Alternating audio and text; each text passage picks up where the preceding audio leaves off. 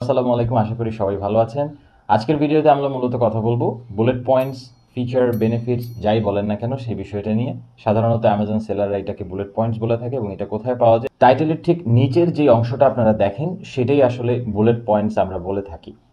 Bullet পয়েন্টসের গুরুত্ব কেমন? আগের দুই পর্বে আমরা যেমন টাইটেল নিয়ে আলোচনা করতে গিয়ে শুরুতে বলেছিলাম যে টাইটেলের গুরুত্বটা হচ্ছে এআই পার্সপেক্টিভে বেশি, কাস্টমার পার্সপেক্টিভে কিছুটা কম। তবে একেবারে ফেলে দেওয়ার মতো না। যারা আসলে এই আলোচনাটা দেখেন নাই তারা টাইটেলের আগের দুই পর্বের আলোচনাটা দেখে আসতে পারেন, তাহলে বেশ কিছু ধারণা ক্লিয়ার হয়ে যাবে। তো বুলেট পয়েন্টসেরও ঠিক সেম ওয়েতে এআই পার্সপেক্টিভে গুরুত্বটা একটু বেশি, মানে কিওয়ার্ড পার্সপেক্টিভে গুরুত্বটা একটু বেশি, এবং ইউজার পার্সপেক্টিভে গুরুত্বটা একটু কম। এখন যেটা হয় যে যখনই এআই পার্সপেক্টিভে গুরুত্বটা বাড়ে, অর্থাৎ কিওয়ার্ড পার্সপেক্টিভে গুরুত্বটা বেশি হয়, তখন সেলাররা আসলে যেটা করে সেটা হচ্ছে প্রচুর কিওয়ার্ড ইনসার্ট করে একটা বুলেট পয়েন্টের ভিতরে এবং বুলেট পয়েন্টসটাকে নষ্ট করে। তো আমরা সবাই জানি যে এগুলো গুড প্র্যাকটিস না, এবং আমরা সব সময় চেষ্টা করব যে গুড প্র্যাকটিস যেগুলো সেগুলোই করার জন্য, যেগুলো ব্যাড প্র্যাকটিস সেগুলো অ্যাভয়েড করার ট্রাই করব। তো চলুন বুলেট পয়েন্ট সম্পর্কে বেশ কিছু ইম্পর্টেন্ট তথ্য আমরা জেনে নিই। আপনার ক্যাটাগরি ওয়াইজ বুলেট পয়েন্ট সাধারণত 5টা থেকে 10টা আপনি অ্যাড করতে পারবেন, এবং অ্যামাজন ইউজুয়ালি যেটা হয় যে এই 5টা বা 10টা বুলেট পয়েন্টস ইন টোটাল 1000 ক্যারেক্টার্সের মধ্যে আপনাকে লিখতে বলে। তবে এটা ক্যাটাগরি ওয়াইজ, প্রোডাক্ট ওয়াইজ, আপনার অ্যাকাউন্ট ওয়াইজ এই নাম্বারটা ডিফারেন্ট হয়। আপনি যদি এর বেশিও লেখেন তো সেই ক্ষেত্রেও আমি যেটা পার্সোনালি দেখছি যে সেই ক্ষেত্রে আসলে যে খুব প্রবলেম হয় বিষয়টা এরকম না। তবে একটা জিনিস আমি যেটা খেয়াল করছি সেটা হচ্ছে যে যখনই আপনি খুব বেশি বড় বড় বুলেট পয়েন্টস লেখেন, তো তখন অনেক কিওয়ার্ডস আসলে যেগুলো আপনি বুলেট পয়েন্টে দিয়েছেন সেগুলো অ্যামাজন কিন্তু পিক করতে পারে না কিংবা করে না। সো আলটিমেটলি ইন্ডেক্সিং হয় না, আপনার অনেক অনেক কিওয়ার্ড মিসিং থেকে যায়। এই জন্য সবসময় বেস্ট প্র্যাকটিস হচ্ছে যে আপনি শর্ট এবং ইউনিক বুলেট পয়েন্টস কিংবা ফিচার লিখবেন, এবং প্রতি বুলেট পয়েন্টসে একটা থেকে দুইটা কিওয়ার্ড অ্যাড করার ট্রাই করবেন। তবে খুব বেশি জোরাজুরি করার দরকার নেই। যদি ক্ষেত্র বিশেষে পারেন আর একটু বেশি করেন সমস্যা নেই, কিন্তু 3টার বেশি অবশ্যই না। তো একটা বিষয় আমি প্রচুর মিসকনসেপশন দেখতে পাই, সেটা হচ্ছে যে যখনই মানুষ ফিচার শোনে ই কমার্সের জগতে আসলে, তখনই মানুষ মনে করে যে আমাকে বলতে হবে প্রোডাক্টের স্পেসিফিকেশনসটা কি। তো ফিচার আসলে যদি আপনি কাস্টমারের ভাষায় বলেন, এটা আপনার লিস্টিংয়ের কনভার্সনের জন্য বেশ ভালো কাজ করবে। সুতরাং যখনই আপনি আপনার এই বুলেট পয়েন্টসগুলো ইউটিলাইজ করতে যাবেন, অবশ্যই ট্রাই করবেন যে আপনার প্রোডাক্টের যে ইউনিক ফিচারটা, অর্থাৎ যেই ইউনিক বিষয়টা অন্যান্য প্রোডাক্ট থেকে আপনার প্রোডাক্টটাকে আলাদা করতেছে, সেই জিনিসটাকে এমন ভাষায় কাস্টমারকে বোঝানোর জন্য যাতে কাস্টমার ইজিলি যাতে বুঝতে পারে যে ওয়াও, এই জিনিসটা থেকে কিনলে বা পারচেস করলে আমি এই ভ্যালুটা পাবো। সো এটাকে আমরা বলি বেনিফিট।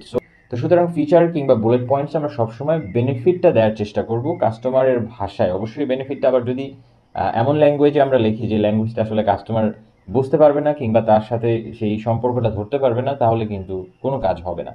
সুতরাং প্রথম কথা হচ্ছে বুলেট পয়েন্টসগুলো শর্ট হবে, ইউনিক হবে। যেহেতু 5টা বা 10টা যে কয়টাই আপনি লেখেন না কেন, যেহেতু সব মিলে 1000 ক্যারেক্টার্সের ভিতরে রাখাটা গুড প্র্যাকটিস, সুতরাং প্রতিটা বুলেট পয়েন্টস আপনার 200, যদি আমি 5টা ধরি তাহলে 200 ক্যারেক্টার্স, আর যদি 10টা ধরি তাহলে 100 ক্যারেক্টার্স। অর্থাৎ বুঝতেই পারতেছেন যে খুব বেশি শর্ট এবং ইউনিক আকারে আপনার প্রোডাক্টের ফিচার বা বেনিফিটসগুলো আপনি অ্যাড করতে পারেন। তো যেহেতু আপনি 5টা থেকে 10টা আপনার ক্যাটাগরি ওয়াইজ এটা ভ্যারি করতে পারে, তো সর্বোচ্চ সংখ্যক বুলেট পয়েন্টস অ্যাড করার ট্রাই করবেন। প্রথম দিকের বুলেট পয়েন্টসগুলো দেখা গেল যে আপনি খুবই ইউনিক এবং বেনিফিটটা ভালোভাবে প্রেজেন্ট করলেন, শেষের দিকেরগুলোতে একটু কিওয়ার্ডের দিকে বেশি মনোযোগ দিলেন, কিন্তু ওভারঅল প্রত্যেকটা বুলেট পয়েন্টে একটা বা দুইটা কিওয়ার্ড আপনি অ্যাড করতে পারেন। অবশ্যই খেয়াল রাখতে হবে যাতে কোনোভাবেই কিওয়ার্ড স্টাফিং না হয়। এবার আরেকটা কথা হচ্ছে যে কিওয়ার্ডগুলো আমরা কিভাবে ব্যবহার করবো, এটা কিন্তু অনেক গুরুত্বপূর্ণ একটা কথা।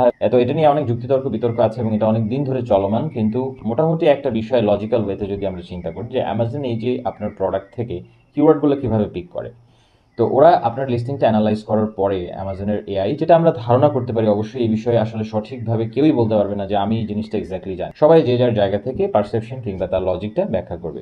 তো এআই হচ্ছে যখন আপনার লিস্টিংটাকে অ্যানালাইসিস করবে, তখন অ্যানালাইসিস করার সময় ও বেশ কিছু কি ওয়ার্ড, অর্থাৎ আপনার ক্যাটাগরির উপর ডিপেন্ড করে আপনার প্রোডাক্টের যে ডেসক্রিপশন, যে বুলেট পয়েন্ট, যে টাইটেল, সেগুলোর মধ্য থেকে ওরা ইউনিক কিছু কিওয়ার্ড পিক করবে এবং তারপরে সেই কিওয়ার্ডগুলোর কম্বিনেশন তৈরি করবে।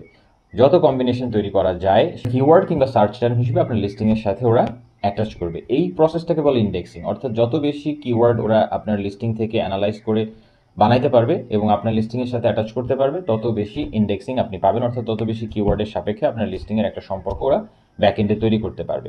তো যখনই লিস্টিং অ্যানালাইসিস করবে, এআই যখন আপনার লিস্টিংটাকে অ্যানালাইসিস করবে, তখন অবশ্যই তাদের এআই সুবিধার জন্য আমাদের উচিত এমনভাবে কিওয়ার্ডগুলো ব্যবহার করা যাতে এআই রিডিংয়ের ক্ষেত্রে বা অ্যানালাইসিসের ক্ষেত্রে ইজিয়ার হয় কিওয়ার্ডটাকে ধরা। কিভাবে করা যায়? এটা করা যায় হচ্ছে যে যখন আপনার কোনো সার্চ টার্ম বা কিওয়ার্ড আপনি ব্যবহার করবেন, তখন সেই সার্চ টার্ম বা কিওয়ার্ডটাকে অবশ্যই এক্স্যাক্ট ফ্রেজ ফর্মে ব্যবহার করবেন যে কোনো একটা জায়গায়। এবার আসেন কিওয়ার্ড রিপিটেশন, অর্থাৎ আমি কি কিওয়ার্ড রিপিট করব, একটা কিওয়ার্ড কি আমি বারবার লিখবো? এইখানেও অনেক যুক্তিতর্ক বিতর্ক থাকে, তবে আমরা সেসব যুক্তিতর্কে যাব না। যেটা বললাম যে আসলে সবাই যার যার পারসেপশন থেকে ব্যাখ্যা করার চেষ্টা করে। সো আমরা যেটা বারবার টেস্টিংয়ের মাধ্যমে বুঝতে পারতেছি সেটা হচ্ছে যে একটা কিওয়ার্ড যদি আপনি একাধিকবার ব্যবহার করেন, তাহলে সেই কিওয়ার্ডটা কিছুটা গুরুত্ব পায়। যদি অ্যামাজন এই জিনিসটা রেকমেন্ড করে না যে আপনি কিওয়ার্ড রিপিট করবেন না, তবে সেটা শুধুমাত্র স্পেসিফিকভাবে ওরা বলছে যে ব্যাক এন্ডে যখন আপনি কিওয়ার্ড দিবেন তখন অবশ্যই কিওয়ার্ড রিপিট করবেন না। কিন্তু ফ্রন্ট এন্ডের ক্ষেত্রে ওরা আসলে ওইভাবে স্পেসিফিকভাবে বলে নাই যে আপনার কিওয়ার্ড রিপিট করতে আপনি পারবেন না বা করবেন না। তবে হ্যাঁ, গুড প্র্যাকটিসটা হচ্ছে যে খুব বেশি রিপিট না করা। তবে যদি আপনার একটা ইম্পর্টেন্ট কিওয়ার্ড হয়, যে কিওয়ার্ডে আপনি আসলে র্যাঙ্কে আসতে চাচ্ছেন এবং আপনার জন্য অনেক বেশি গুরুত্বপূর্ণ একটা কিওয়ার্ড, তো সেই কিওয়ার্ডটা আপনি একের অধিক রিপিট করবেন। এইটাই আমরা সাজেস্ট করি সাধারণত, এবং আমরা দেখছি যে একের অধিক রিপিট করলে সেই কিওয়ার্ডের ক্ষেত্রে একটা ভালো অর্গ্যানিক র্যাঙ্কিং পাওয়া কিংবা একটা ভালো হানিমুন পিরিয়ডটাতে একটা ভালো বুস্টিং পাওয়া একটু ইজিয়ার হয় তুলনামূলকভাবে যদি আমি সেই কিওয়ার্ডকে ওটা একবার ব্যবহার করি। সেই জন্য আমি সাজেস্ট করি ব্যক্তিগতভাবে যে আপনার যে ইম্পর্টেন্ট কিওয়ার্ড, নট নেসেসারিলি সব কিওয়ার্ড অবশ্যই একবারের বেশি ব্যবহার করবেন না। ধরেন আপনার 3 থেকে 4টা কিওয়ার্ড আমি ধরে নিলাম যে আপনার মেইন টার্গেটেড কিওয়ার্ড, তো আপনি সেগুলো একের অধিক রিপিট করতে পারেন আপনার বুলেট পয়েন্টসে। দেখা গেল যে টাইটেলে আপনি সেরকম একটা কিওয়ার্ড বা 2টা কিওয়ার্ড ব্যবহার করছেন যেগুলো অনেক ইম্পর্টেন্ট, সেই কিওয়ার্ডগুলো আবার বুলেট পয়েন্টসে এসে একবার বা 2বার আপনি রিপিট করতে পারেন। সেটাই আপনার জন্য ভালো। এটা আমার এক্সপেরিয়েন্সে কিংবা আমার নলেজে আমি তাই দেখছি। হয়তো বা পারসেপশন অনুযায়ী এটা ডিফারেন্ট হইতে পারে, কিন্তু আমি সাজেস্ট করবো অবশ্যই একটার বেশি অবশ্যই ইম্পর্টেন্ট কিওয়ার্ডগুলো রিপিট করবেন। তবে হ্যাঁ, ব্যাক এন্ডে কখনো কিওয়ার্ড রিপিট করবেন না, কারণ ব্যাক এন্ডের সিস্টেমটা আলাদা। ওইটা যেদিন ব্যাক এন্ড নিয়ে আলোচনা করবো সেদিন ব্যাক এন্ডের বিষয়গুলো নিয়ে কথা বলবো। এবারে আসেন যে এই যে বুলেট পয়েন্টস কিংবা এই যে ফিচারে বেশ কিছু কথা আপনারা কিন্তু কখনোই লিখবেন না, এটা লেখাটা অত্যন্ত ব্যাড প্র্যাকটিস। সেটা হচ্ছে কিছু ওয়ার্ডস থাকে যেমন premium quality, cheap quality, best, better than others, বা cheaper than other products, 100% guarantee, 100% satisfaction guarantee, এই ধরনের কথাবার্তা কখনোই বুলেট পয়েন্টসে বলবেন না। আবার অনেকে বলে যে যদি if you don't like our products then please give us a call, and if you like our products please do review. So এটাও কিন্তু সম্পূর্ণ অ্যামাজনের টিওএস এর এগেনস্টে। সো এই সমস্ত কথাবার্তাগুলো অ্যাভয়েড করবেন, এই সমস্ত টার্মসগুলো অ্যাভয়েড করবেন। চেষ্টা করবেন যে প্রোডাক্টস রেলেভেন্ট ইনফরমেশনগুলোই শুধুমাত্র এখানে ইউনিক ওয়েতে এবং উইথ কিওয়ার্ডস, প্রপার কিওয়ার্ডস এখানে ডিসপ্লে করার জন্য বা এখানে অ্যাড করার জন্য, তাতেই আপনারা আসলে সর্বোচ্চ বেনিফিটটা পাবেন। একটা জিনিস মাথায় রাখবেন যে অ্যামাজনের যে গুড প্র্যাকটিসগুলো, অনেকে মনে করে যে এগুলোকে অ্যাভয়েড করলে তেমন কিছু হয় না সুতরাং আমরা করি, কিন্তু লজিক্যালি যদি চিন্তা করেন যে রুলস, তাহলে অ্যামাজন নিশ্চয়ই যেহেতু ওরা একটা রুলস ডেভেলপ করছে, ওরা যেহেতু এই রুলসটা ইম্পোজ করার ট্রাই করতেছে, সুতরাং অবশ্যই তার কিছু না কিছু ভ্যালু তো ওরা দিবে। যারা এই রুলস ফলো করে তাদেরকে অবশ্যই কিছুটা ভ্যালু দিবে, যারা ফলো করেন না তাদের উপরে। তো স্বাভাবিকভাবে আমরা সবসময় চেষ্টা করবো যে এই বেস্ট প্র্যাকটিসেসগুলো অবশ্যই ফলো করার জন্য এবং ব্যাড প্র্যাকটিসেস যেগুলো সেগুলোকে অ্যাভয়েড করার জন্য। তো তাতেই আমরা আশা করবো যে আমাদের সর্বোচ্চ যে গ্রোথ পোটেনশিয়াল কিংবা সর্বোচ্চ যে বেনিফিটটা আমরা অ্যামাজন থেকে পাবো। এবার আমরা যদি সংক্ষেপে একটু রিক্যাপ করি যে বুলেট পয়েন্টসের বিষয়টা, যে 5 থেকে 10টা ক্যাটাগরি ওয়াইজ বুলেট পয়েন্টস পাবেন এবং ইন টোটাল 1000 ক্যারেক্টার্স সাধারণত অ্যামাজন অ্যালাউ করে। এটা ক্যাটাগরি প্রোডাক্ট ওয়াইজ ডিফারেন্ট হতে পারে এবং অ্যাকাউন্ট লেভেল ওয়াইজও ডিফারেন্ট হতে পারে। তো আমরা চেষ্টা করবো 1000 ক্যারেক্টার্সের ভিতরেই সবগুলো বুলেট পয়েন্টস দেওয়ার, সেই ক্ষেত্রে ইউনিক এবং শর্ট বুলেট পয়েন্টস দেওয়ার চেষ্টা করবো।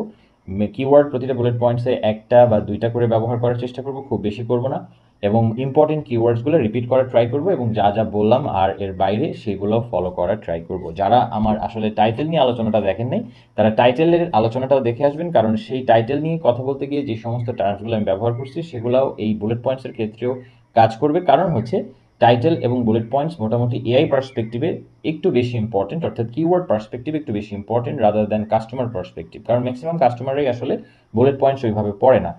যদি পড়ে সেই ক্ষেত্রে কোনো স্পেসিফিক ইনফরমেশন যদি মিসিং থাকে তাহলে সেটা দেখার জন্য এক নজর চোখ বুলায়। এটা আপনারাও বুঝতে পারেন। আপনারা যখন আপনি যদি নিজেকে কাস্টমারের জায়গায় কল্পনা করেন এবং আপনার নিজের পারচেজ বিহেভিয়ার চিন্তা করেন, আপনিও সেটা বুঝতে পারবেন যে কখনোই একটা প্রোডাক্টের ফিচার বেনিফিটস বা বুলেট পয়েন্টস আসলে ইন ডিটেইলে কোনো কাস্টমারই পড়ে না। তো আশা করি আজকের এই পর্বের যে আলোচনা আমরা করলাম ফিচার বা বুলেট পয়েন্টস বা বেনিফিটস নিয়ে, আপনারা মোটামুটি ভালোভাবে জিনিসগুলো বুঝতে পারবেন। যদি না বুঝতে পারেন ভিডিওটা কয়েকবার দেখেন। তো আমার কেন জানি মনে হচ্ছে যে মাঝখানে বিষয়গুলো আমি একটু বেশি কমপ্লেক্স করে ফেলছিলাম। তো আপনারা চাইলে ওইগুলো একটু বারবার করে দেখতে পারেন, যাতে আপনাদের জন্য বিষয়টা ধরতে সহজ হয়, সুবিধা হয়। এবং একটা বিষয় হচ্ছে প্রপারলি বোঝার চেষ্টা করাটা খুবই খুবই খুবই গুরুত্বপূর্ণ।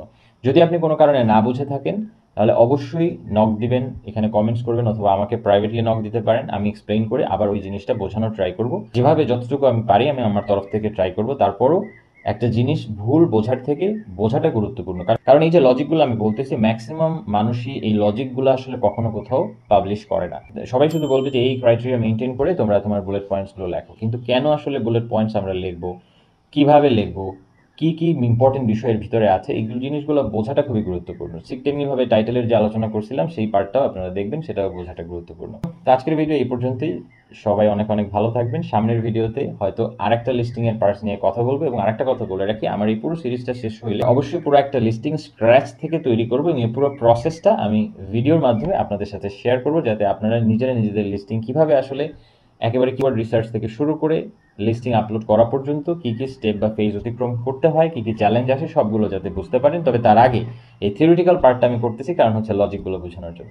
So again thank you everyone for watching, and see you in the next video.